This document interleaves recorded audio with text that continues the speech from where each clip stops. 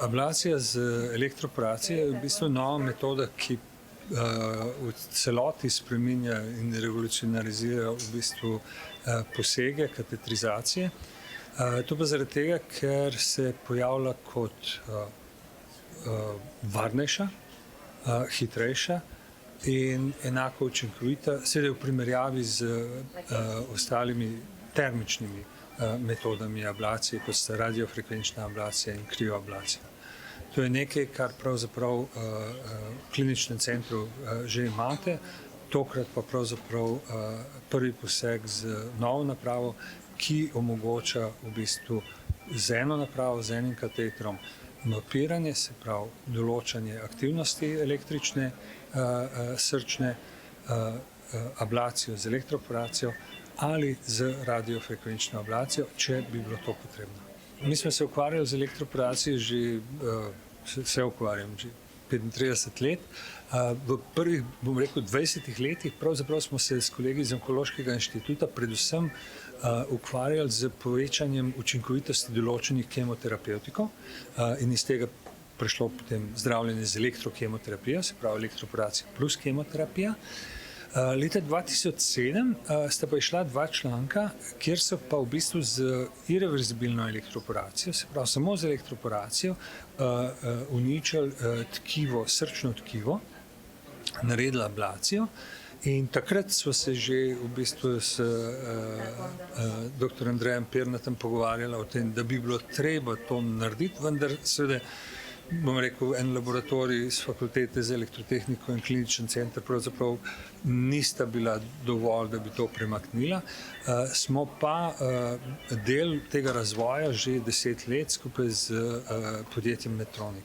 Ameriška uprava za zdravila, se pravi Food and Drug Administration, je pravzaprav prvi sistem odobrila za uporabo na pacientih šele novembra 2023. Se pravi, v bistvu leto pa pol nazaj. Zdaj so odobreni 4 sistemi, vse 4 sisteme kliničen center ima, plus še enega dodatnega, ki je odobren v Evropi, kar pomeni, da je pravzaprav kliničen center v Ljubljani eden izmed najbolje opremljenih laboratorijev na področju ablacije z elektroporacijo. Jaz bi si kar drznil reči kar v svetu, čeprav je seveda veliko centrov, ki sodelujejo pri razvoju samem, tako da imajo seveda dostop do več tega, ampak v sami praksi zdravljenja pacientov pa zagotovo v vrhu, zaradi tega, ker teh sistemov, sploh tega, ki je danes pravzaprav prvič uporabljen, je zelo malo. Je mogoče vsega skupaj 100 na svetu. Ta naprava je trenutno najbolj zaželjena, ravno zaradi tega, ker združuje v eni napravi, se pravi, možnost mapiranja, določene srčne električne aktivnosti, radiofrekvenčno ablacijo in elektroporacijo z enim samim katetrom. Je, bom rekel, zelo inovativna v vseh pogledih in, kot sem rekel, zaželjena. Torej, naše 10-letno sodelovanje z Medtronicom je seveda pomagalo pri tem, da smo jo dobili med prvimi, ne med prvimi, ampak zagotovo bi morali še malo dlje počakati na njo. Smo pa kupili v bistvu to napravo skupaj z, se pravi, Univerza, Fakulteta za elektrotehniko in kliničen center, pri čemer smo pridobili dodatna sredstva na Agenciji za raziskave v okviru razpisa za nakup velike opreme raziskovalne. Torej, govorimo o klinični napravi, ki služi tudi v bistvu za klinične raziskave.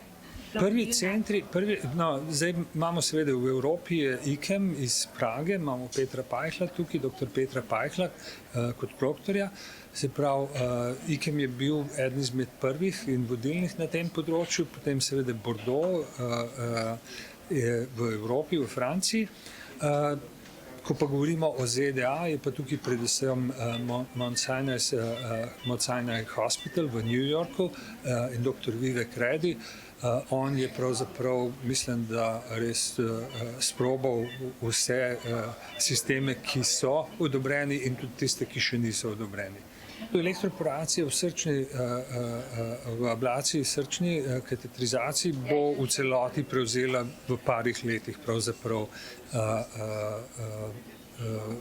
ablacijo z radiofrekvenčno ablacijo in krioablacijo. To se že dogaja v večjih centrih, že praktično v celoti so zamenjali, Cleveland klinika, potem seveda v Švici, naprimer, zadnjič sem gledal eno predavanje Tobias Reiklina, je tudi povedal, da so že praktično nehali uporabljati radiofrekvenčno ablacijo. Ko pa govorimo o drugih aplikacijah, pa seveda mislim, da tukaj gre za nadaljevanje zdravljenja različnih vrst raka, predvsem pa v bistvu tudi za gensko terapijo, kjer se pa že elektroporacija pojavlja in se začenja uporabljati tudi za se pravi modifikacijo imunskih celic, kar te celice terapije že, ki zdaj še v bistvu uporabljajo virusne metode, že počasi prihajajo v bistvu na uporabo z elektroporacijo. Se pravi, najmanj, kar lahko rečemo, je elektroporacija bo še naprej v uporabi v onkologiji, v srčni ablaciji, v elektrofiziologiji srčni in pa seveda v imunoterapiji in pa genski terapiji.